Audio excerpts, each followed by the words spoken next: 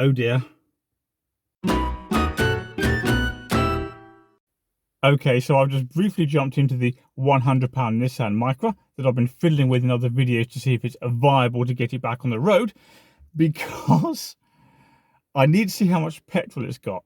I know it's not much. That wouldn't typically be a problem, but at the moment we've got national shortages and no one can get any fuel. So let's see what's what. I've got the key. Let's have a look. So the fuel gauge is just down here. Check we're neutral. And yeah, not too good. Well into the red. While we're talking about petrol, a lot of people don't realise that it goes stale over time, and that doesn't necessarily take that long. So whenever I take a car off the road, I treat the fuel with some kind of fuel stabiliser. There are lots of different brands on the market. This one's Stabil.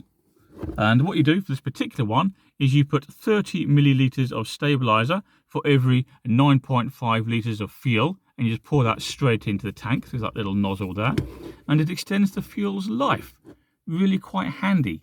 As for what happened to that label, who knows?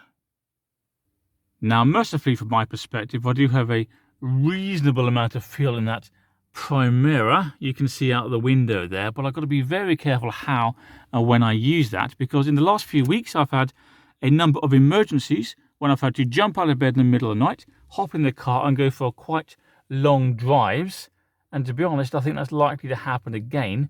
So what I'll do, I'll let that tank get down to about half, and then I'll take the car off the road and only use it for such emergencies. Fun times, eh?